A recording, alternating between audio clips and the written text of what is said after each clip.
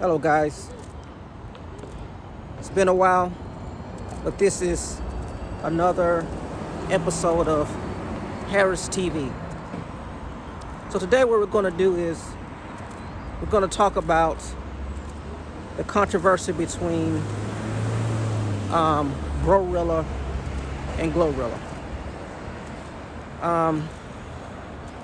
And first I'm going to dissect each side and try to explain from a philosophical point of view how both of them are doing things in the incorrect way.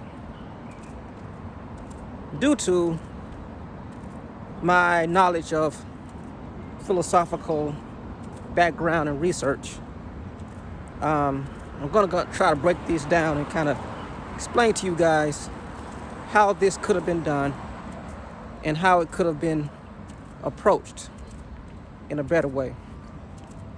First, we're going to start with Brorilla, the older sister of Glorilla. So, I've been watching a lot of videos, and from what I can see and from what I can hear, is that Brorilla took the whole thing out of proportion due to it being a family issue, a family situation, which could have been totally a private issue, irregardless of how long this issue went on. For my research, I'm thinking that it's approximately expanded probably about 4 years. And Brorilla should have waited it out, talked to individuals as much as possible, continued to make contact with Glorilla through her contacts, and tried to allow it to not enter the internet space. Because guys, if you know, we're living in a days now where the internet is unforgiving, and it's not going to age well. 10 years from now, 15 years from now, 20 years from now, she has to look back on this and she has to say to herself, did she do the right thing by throwing her sister under the bus and allowing private issues to be broadcast all over the internet? Especially in a time where her sister is trying to take off and trying to create her brand to become a rising star. And as you can hear from a lot of artists who are in the industry, a lot of them, from what you have to understand is in the beginning, it's a little bit difficult. Things are not solid. Things are not in place. It takes time to cement yourself in the industry and to actually take off. And the fact that money may be tight. And although her sister's a millionaire, you have to understand that her sister also has a lot of expenses. And those expenses are relative, or probably they are relative to the industry that she is living in. Say for instance, if she's renting a house or she's paying for studio time, she has to wear a lot of different fashion accessories and and hire people to do her makeup, hire people to be her bodyguard at certain places and performances. All that costs money. It costs money to maintain the lifestyle that she has. And then after that is all taken into consideration, then whatever's left over, then that is what she's able to take home. So sorry about the background, guys. There's a lot of laughing and stuff here. A lot of kids out here where I'm at. You guys don't know I'm out of the country, so.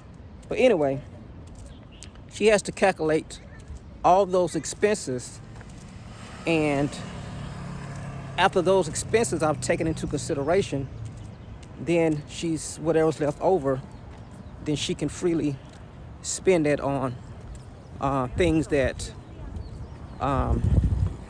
are discretionary, such as buying things for herself or taking care of family. Another thing too is I also noticed that she has 10 siblings, and 2 of the siblings are currently living with her. 2 of the siblings are currently living with her. So what does that mean, guys?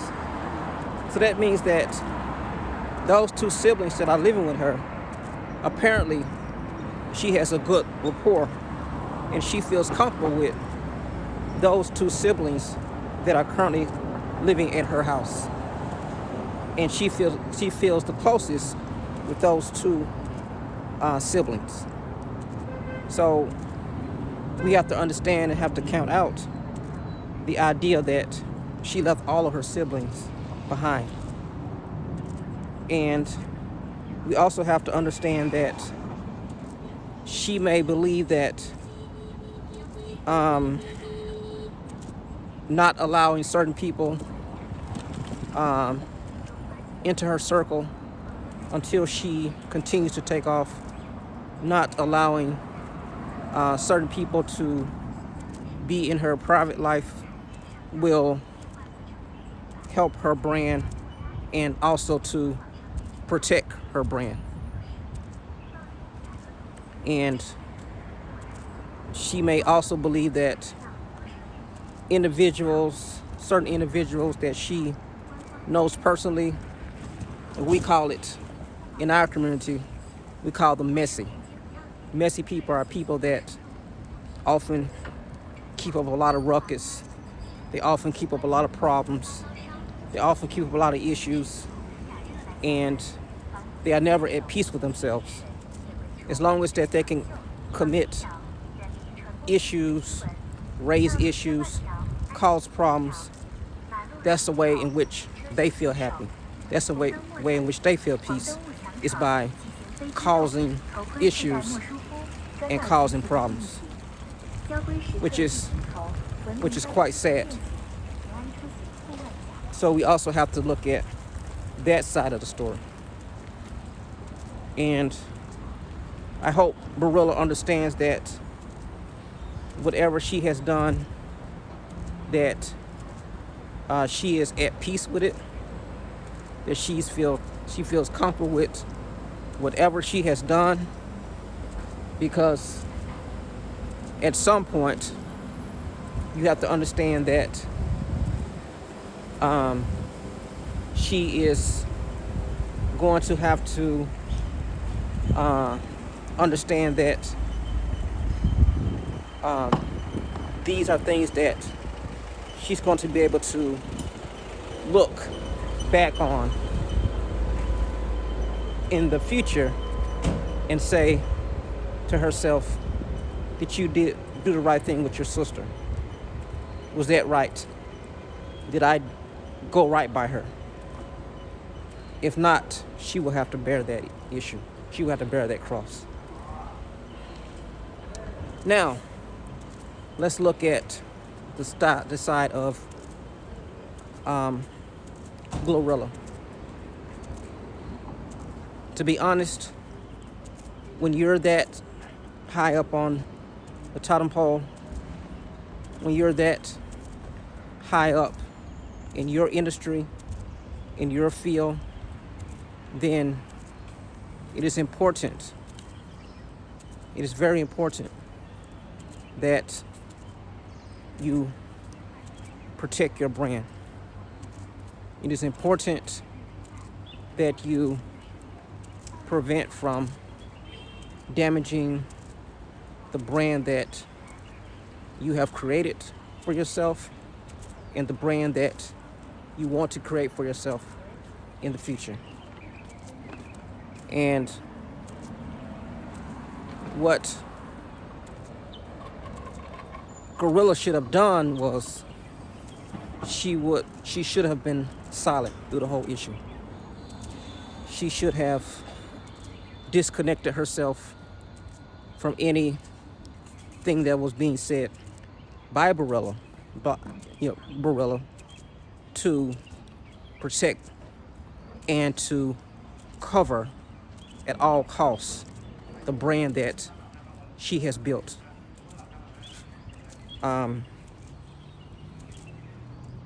And previously I saw where she had the siblings who were staying with her. They spoke on her behalf. They said their piece, and they supported the fact that nothing was wrong. They supported the fact that the mother was okay. And they talked about how Brorilla was the issue and not Glorilla. And that was fine. But the issue was when Glorilla, when she got on TV, is when she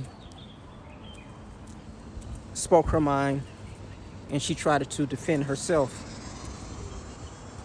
in person, in front of the entire world.